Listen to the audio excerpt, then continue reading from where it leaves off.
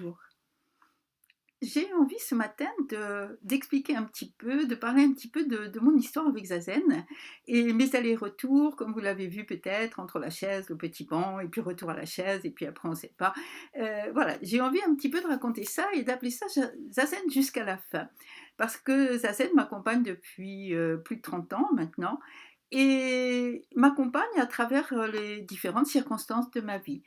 J'ai commencé Zazen sur un Zafou avec pas trop de difficultés, je dois dire, parce que j'étais très souple et j'avais déjà l'habitude de m'asseoir en full lotus chez moi, comme ça, par terre. Et donc, j'ai pas eu trop de mal à m'asseoir comme ça en Zazen pendant plusieurs années.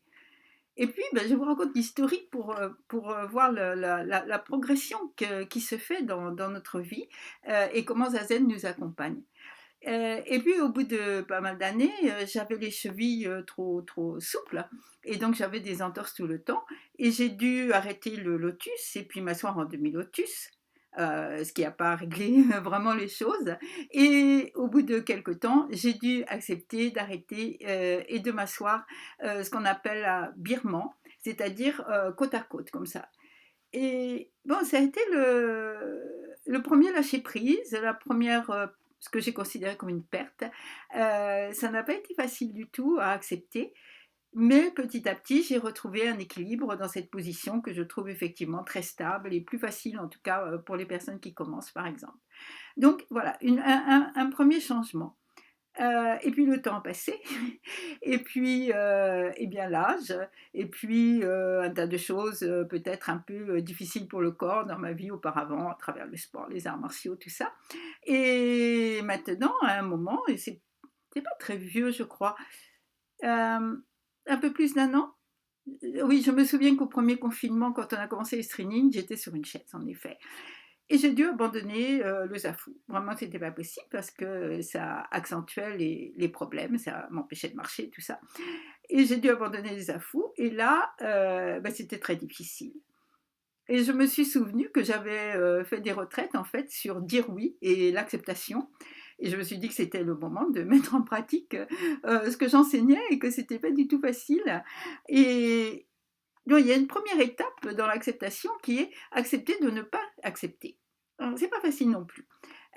Et en même temps, c'est un premier volet qui est indispensable. Donc, je suis restée dans ce premier volet que j'étais sur une chaise, mais que je voulais pas, que je voulais être sur un zafou, que j'allais d'ailleurs retourner sur mon zafou, ce qui est absolument faux. J'ai aucune chance de pouvoir me rasseoir sur un zafou à part 30 secondes. Euh, et donc, je suis rentrée un petit peu dans cette acceptation, comme ça, petit à petit.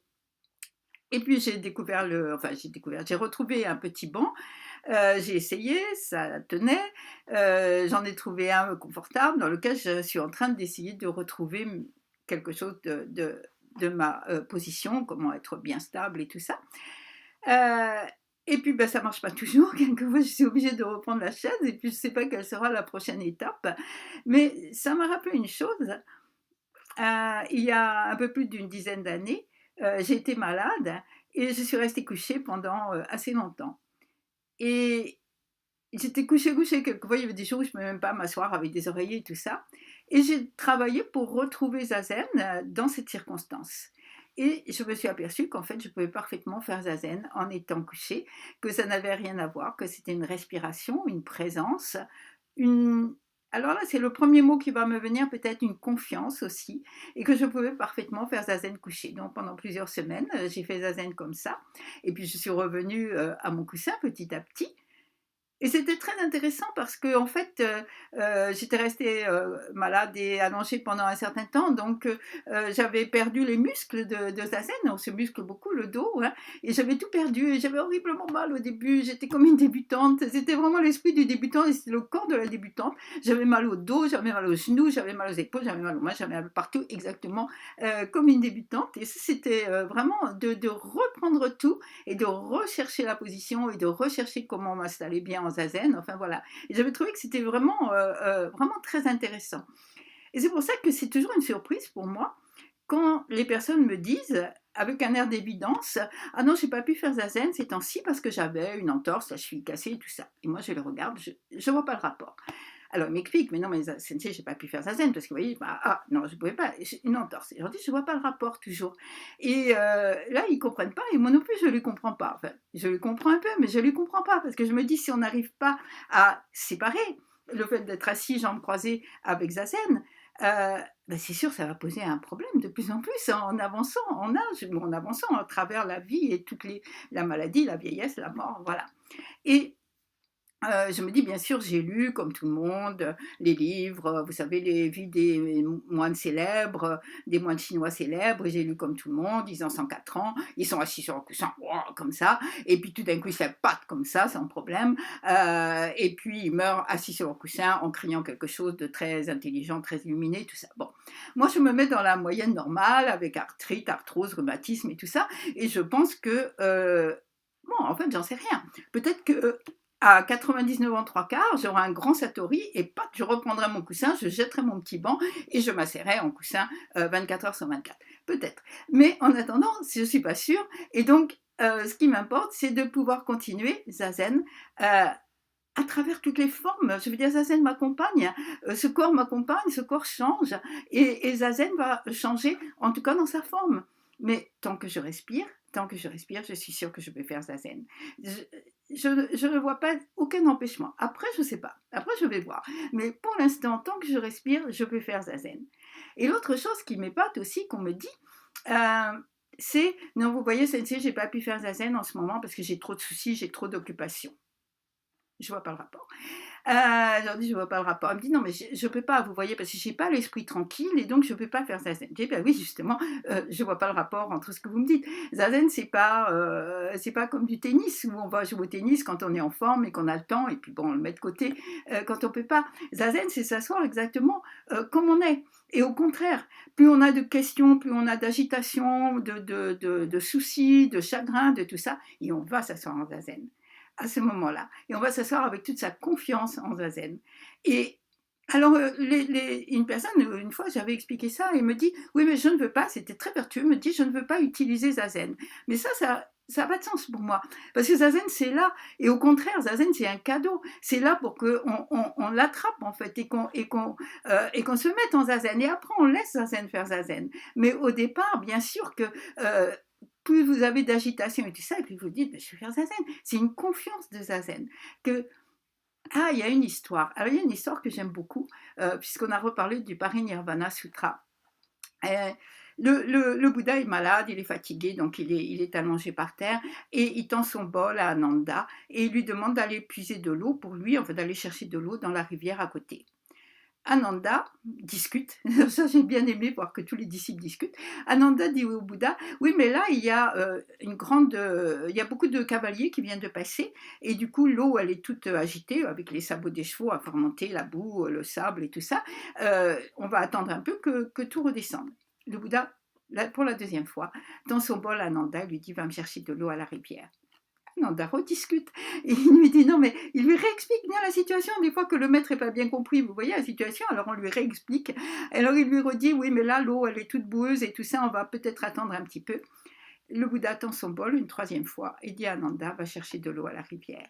Et vous savez, 3 fois, c'est comme les 3 trésors, les refuges, etc. Donc la troisième fois, sans discuter plus, Ananda prend le bol, descend à la rivière et au moment où il plonge le bol du Bouddha dans l'eau, l'eau devient complètement pure et transparente. Et voilà. Et ça, c'est la confiance que le Dharma va rendre les choses complètement pures et transparentes. Et ça, c'est vraiment le Dharma, je veux dire. Le Dharma, il est en nous déjà. Et ça n'a pas d'importance. Vous avez une entorse, vous avez des soucis, vous avez mal aux genoux, vous avez n'importe quoi. Vous prenez refuge dans le Dharma. Vous vous asseyez, ou vous restez couché, ou vous restez allongé, ou vous marchez. Mais vous avez refuge et vous avez confiance. Voilà. Et c'est la même chose, parce que l'esprit, c'est pareil. On traverse, je crois qu'il n'y a pas de monastique qui puisse dire qu'il ou elle n'est pas traversé des déserts ou traversé ce qui a été appelé la nuit obscure, des moments où on ne voit plus rien, des moments où on ne sait pas à quoi correspondent nos pratiques, des moments où on a perdu toute cette lumière comme ça, où on est dans l'obscurité, eh bien on continue dans le dharma. Et puis à un moment, la lumière revient et comme pour le corps, on réapprend comme un débutant, comme une débutante, toutes les choses du dharma et c'est merveilleux parce qu'on redécouvre le dharma.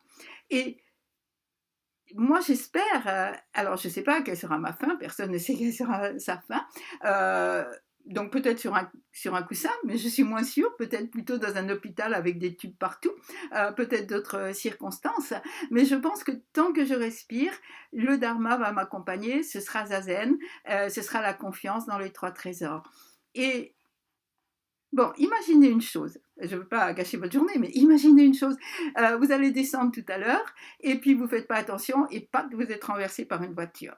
Heu, Vous savez quand on se réveille, quand c'est un peu évanoui comme ça, on ne comprend rien. Il y a plein de lumière, il y a plein de bruit, tout résonne, on ne sait pas ce qui se passe, on ne sait pas où on est et voilà et en fait vous êtes un corps brisé, par terre et à ce moment-là, quand vous respirez encore, à ce moment-là, si vous êtes en zazen, à ce moment-là, ce corps brisé avec la cervelle qui vous sort des oreilles, avec tout cassé. Et à ce moment-là, si vous respirez encore, vous êtes en zazen et vous êtes dans la confiance du dharma. Et à ce moment-là, votre cœur, votre esprit deviennent complètement transparents. Voilà, ça c'est notre pratique. Donc ne nous laissons pas arrêter, comme disait le Roshi, ne nous laissons pas arrêter par des petites choses comme l'arthrite ou l'entorse ou la maladie ou tout ça. Ne nous laissons pas arrêter par ces petites choses et continuons à zen, quelles que soient les circonstances. Si comme on l'a dit l'autre jour dans ce poème, tous les lieux sont la salle de la sagesse, toutes les circonstances sont aussi zazen et la possibilité de pratiquer jusqu'à la fin. Voilà ce que j'avais envie de partager avec vous aujourd'hui. Merci.